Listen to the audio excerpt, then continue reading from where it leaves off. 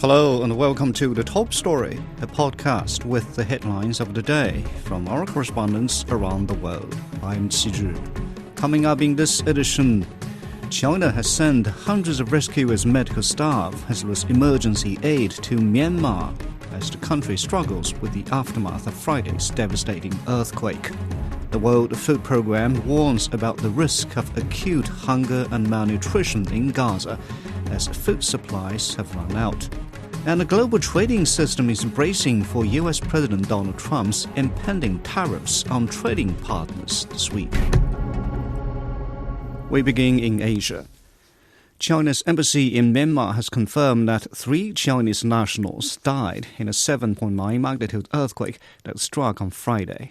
At least 14 others have been injured. The strong tremor that struck Mandalay has killed over 2,000 people as of Monday evening. Survivors have described the damage near the epicenter and in the capital Naypyidaw. We are without power, water or phone service, and even some roads have been severely damaged. In some residential complexes, especially those with mid-rise buildings of about 4 to 6 floors, there have been casualties. Locally, the government, community groups, and various organizations have also launched donation drives, with many people actively participating. When the earthquake struck, we were having lunch at a restaurant near the highway about 120 kilometers south of Mandalay. Suddenly, the ground started shaking violently, and the tremors kept getting stronger. I immediately realized it was an earthquake. There have been more than 30 aftershocks as of Sunday evening, with the strongest measuring 7.5. The Myanmar Program Coordinator for the International Federation of Red Cross and Red Crescent Societies has described the dire need for humanitarian assistance in the quake-hit regions. Mary Manrique said damaged roads and infrastructure have hampered deliveries. We're looking at a situation with increased humanitarian needs, and unfortunately we see that the cases of deaths and injuries will continue to grow in the next few days. It's not just a question of getting the medical materials in country, it's really a question of the damaged infrastructure. So the largest road that goes from the largest city in Myanmar, which is Yangon, where I'm based, all the way up to Mandalay, which is in the area of the epicenter, has been damaged. So there are parts of the road that are unable to be used. So people are using side roads. We also know of damaged bridges. The bridge that is used to connect Sagaing and Mandalay, which is again in the epicenter, has also been damaged. So we're just looking at a great deal of challenges to get the humanitarian aid where it's most needed. She said rescuers are working within the small remaining window to find the people trapped under rubble. Chinese teams were among the first international responders to arrive in affected areas in Myanmar. They have pulled 6 people from the rubble as of Monday afternoon, including a pregnant woman and a child. China has sent around 400 people, including experts, rescue workers and medical staff, to the neighboring country. A shipment of essential supplies, including tents, blankets and first aid kits from China, has also arrived. Yu Yang reports from the Beijing Capital International Airport. China sends the first batch of aid to earthquake-hit Myanmar on Monday morning. The China International Development Cooperation Agency says the country decided to provide 100 million yuan, or about $13.77 million worth of emergency humanitarian assistance, following a request by Myanmar's government. Earlier, we spoke to the pilot of the aircraft to learn more about the mission. The crew has developed a detailed flight plan, assessed the situation at the local airport, and made sufficient preparations. It is a traditional virtue of the Chinese nation to provide comprehensive support when faced with difficulties. As an airline carrying the Chinese national flag, Air China Cargo actively responds to the national call and resolutely completes the tasks assigned to us. Earlier, the first rescue team dispatched by the Chinese government also arrived in Mandalay region, one of the hardest hit areas by the quake, to assist with ongoing rescue efforts.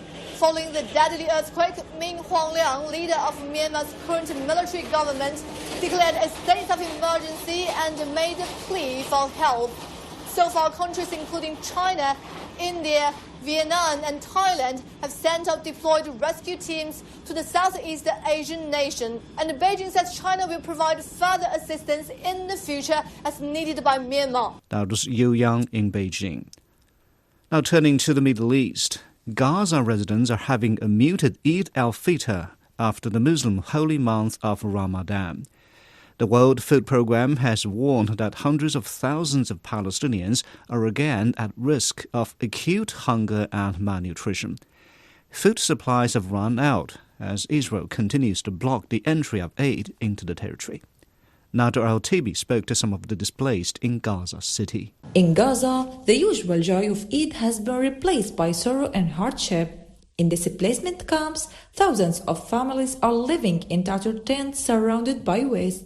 With border crossing under Israeli blockade and food supplies critically low inside the territory, celebrating Eid has become an untenable luxury even for children whose joy has been stolen by war. This Eid is nothing like the previous ones.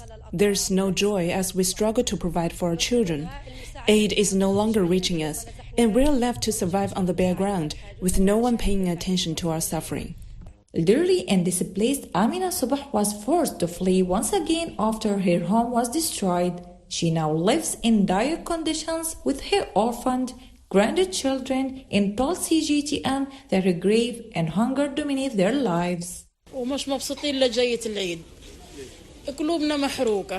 We are not happy about celebrating Eid. Poverty and hunger are burning our hearts. We cannot even afford new clothes for our children. Half of our loved ones are in prison, and the other half have been killed. How can we celebrate? Amid the suffering, a group of Palestinian artists has launched an initiative to paint murals reflecting joy and hope to bring some happiness to children in Gaza City.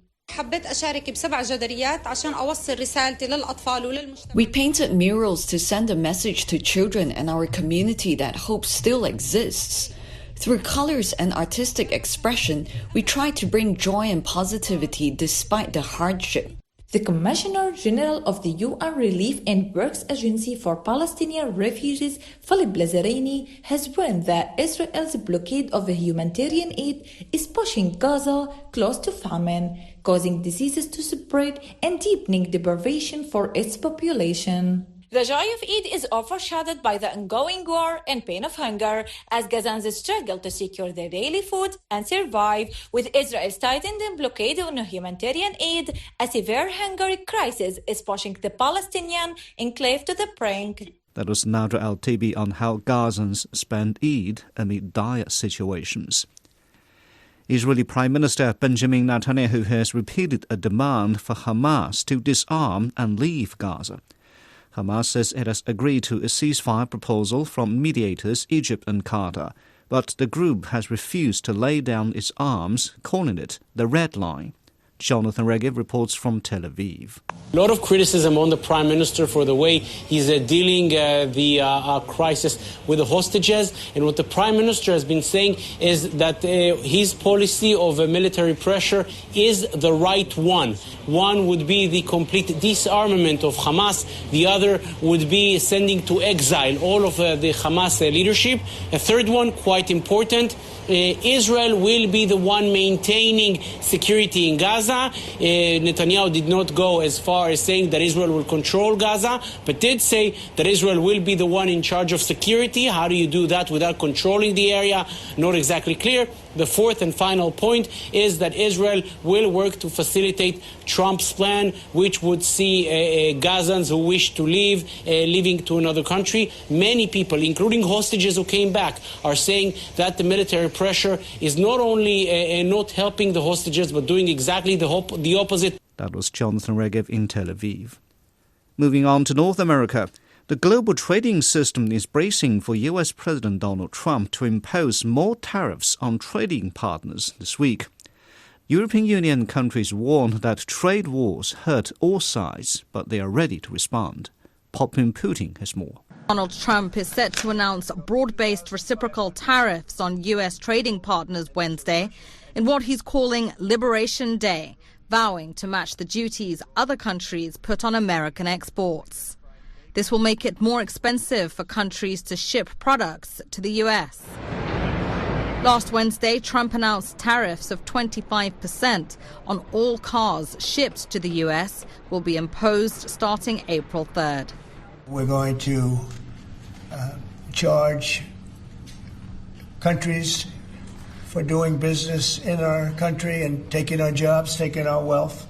The Trump administration has pointed to the 15% of countries as the greatest contributors to the U.S. trade deficit and on whom the largest tariffs will likely be levied. These include traditional allies, Canada and South Korea, as well as the European Union. U.S. trade partners are bracing for the reciprocal tariffs announcement, including the EU, that is urging a revised strategy. The position of the German government, but also of the European Union on this issue is very clear. We will continue to work in favor of free and fair world trade.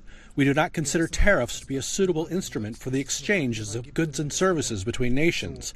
But we believe that the model that has existed in recent decades has brought good prosperity. And it is particularly true that the United States of America has been an important driver of this development in recent decades. Trump's articulated goal in introducing tariffs is to equalize trade imbalances and regenerate domestic manufacturing capability. Wednesday's anticipated announcement follows blanket tariffs on steel and aluminium that went into effect earlier this month. Analysts say tariffs could see rising prices for the average American consumer. Meanwhile, financial markets are in turmoil over the uncertainty, and ratings agencies are warning the U.S. economy could face a recession. That was Poppin Putin reporting.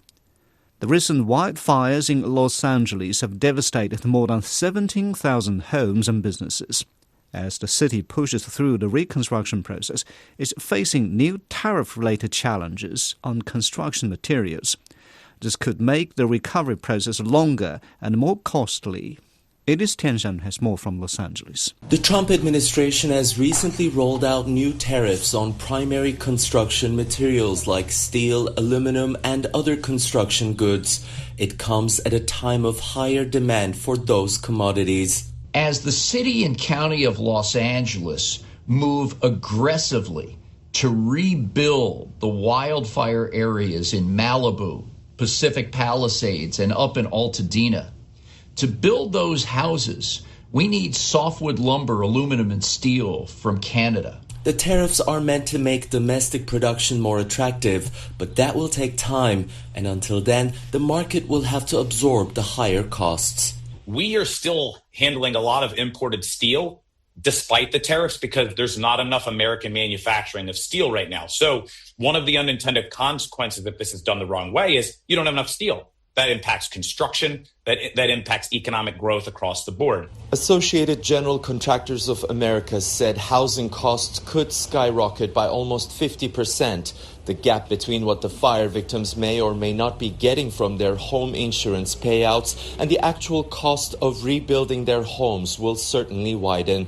And it could force some owners to delay or possibly cancel their plans to reconstruct. And that's another factor that could prolong the housing shortage Los Angeles faces. Rising costs beyond just reconstruction are also having an impact on recovery efforts. We need appliances from Mexico, furniture from China, and all of those prices are going up, whether anticipatory or real as these imports are coming across our port complex. So we've got to have some pretty detailed discussions about this because families who want to rebuild, businesses who want to get back into the office are going to be impacted by these tariffs one way or another. Economic uncertainty fueled by tariffs, a combination many businesses cannot afford. That was Edis Tianshan on U.S. tariffs threatening reconstruction in Los Angeles. And finally, in Africa, there are early signs that food inflation may be easing in Nigeria. Some people describe it as a welcome relief, but many others think that the prices are still way too high. Experts put the new situation down to greater security in rural areas. Tassim Akandi has more from Jos. Nigerians at the Bukuru market in Jos are hoping for lower food prices. Whilst more competitive prices are noticeable, some say they are still too high. In December, the price for a bag of rice was 95,000. Now it is 80,000. It makes us feel better. We hope it continues this way. I know that the reduction in food prices is temporary. I have a family and 11 children. The reduction in food prices, as far as I am concerned, is insignificant. I still struggle to feed the people in my house. A bag of rice sold at $64 in December now sells for about $54, while prices of other food items such as yams, beans and tomatoes have reduced by about 20%. But experts say a drop in prices for some individual food products does not necessarily signal an overall fall in costs. Normally at this time of the year, every year, the price of food, normally would drop because we are normally entering the season of rainfall and the like. So normally around this time of the year, the price of things would naturally drop. So it's not unusual. It has always been like this around this time of the year. Improvements in security are largely behind the lower prices. More farmers are now able to tend their fields and cultivate their crops. The greater harvest means supply is once again meeting demand. According to Nigeria's defense chief, the country witnessed a lower number of attacks by criminal gangs last year compared to previous years. But food inflation is at 24% on an annual basis, which means that prices are still rising rapidly overall. If today there is a significant drop in the prices of fuel in the market, it simply means that they would have to pay drivers less to be able to convey this, farm produce to the market. And if the prices of the fuel is not affecting the cost of transportation that much, it simply means that we can actually start getting these foods at a more significantly, lower price as compared to what it is right now. Defense authorities in Nigeria have promised to ensure troops put in their best, thereby improving on the security situation in the country this year and ensure more communities are protected. The government says it is also rehabilitating more of its refineries to ensure competitive supply of petroleum products in the market, which is projected to lead to a reduction in liter prices at the pump. It is also completing more rail projects to ease movement of goods in the country at reduced costs, which would help more people afford food items. That was Tessa McKendy reporting from the Nigerian city of Jos. Now, recapping today's headlines before we go. China has sent hundreds of rescuers, medical staff, along with emergency aid to Myanmar as the country struggles with the aftermath of Friday's earthquake. The World Food Programme has warned about the risk of acute hunger and malnutrition in Gaza as food supplies have run out. And the global trading system is bracing for US President Donald Trump's impending tariffs on trading partners this week. And that's it for this edition of The Top Story, a podcast that brings you world headlines every weekday. For more news in politics, business, sports and culture, you can subscribe to the Beijing Hour, our one-hour podcast news magazine program. We welcome and appreciate all ratings and reviews. I'm Qi Zhi. Thank you for listening.